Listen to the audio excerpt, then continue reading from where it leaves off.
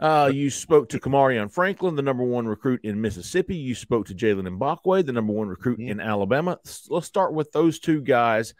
Mbakwe was one of the first to leave, but it wasn't because it was early or he needed to leave. He had attended practice and was getting out of there, I guess, shortly after the window. Yeah. He left about, I guess it was an hour or so after practice had started. So he'd been there for a while.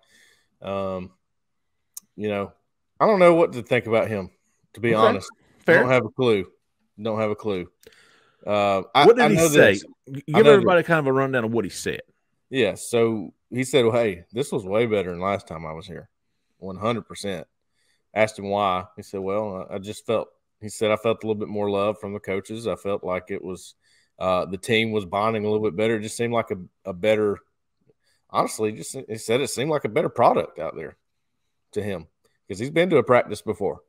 Wasn't his first time. So he enjoyed that part of it. He enjoyed seeing how, the team bonded, the way that they practiced, all that kind of stuff. So that's all I know about him so far. Okay. Will he be back? He said he doesn't have anything scheduled yet, but an official visit most likely will happen. He is an Alabama commitment. He's a 5-star, the number 10 overall recruit in the country, the number 1 player in Alabama.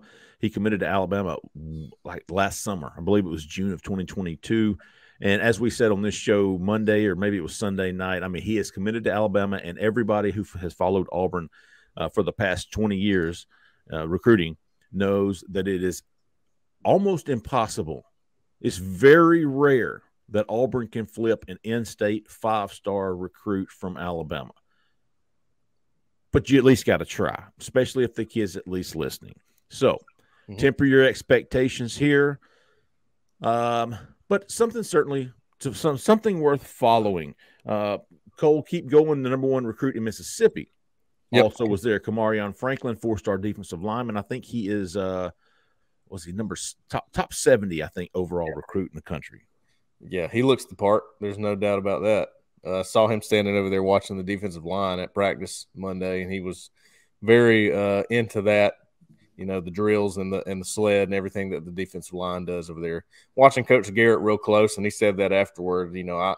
I like Coach Garrett. He sort of slipped into the picture here pretty late, because they're a new staff at Auburn and all that.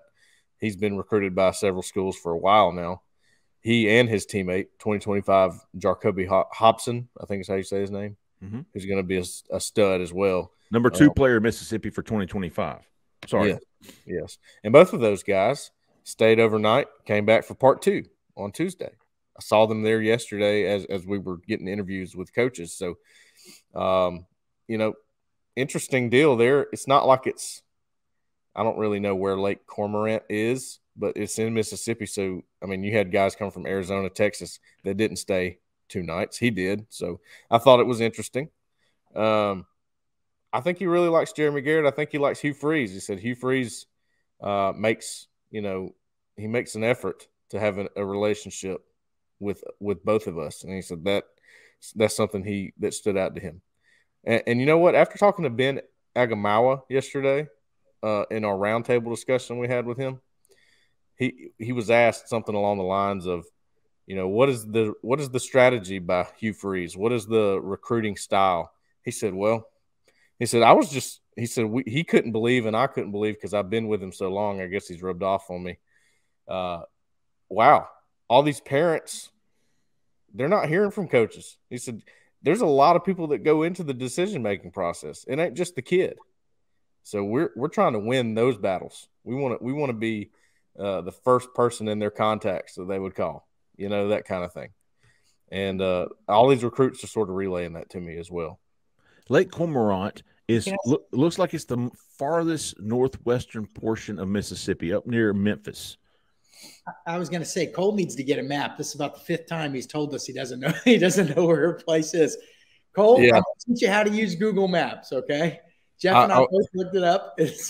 No, I'm just kidding. But, hey, look, I mean, defensive linemen, we always say the Carolinas, there's a lot of good defensive linemen. Well, the state of Mississippi's produced a lot of good defensive linemen too. And obviously Derek Hall's not a defensive lineman, but an edge rusher. And that's where Auburn went and got him Fletcher Cox, the great NFL defensive lineman, was born in Yazoo City, Mississippi.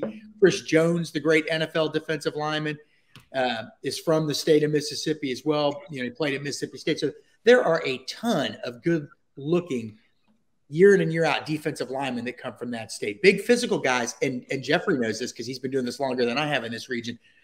When guys come out of Mississippi, they're not at their ceiling yet.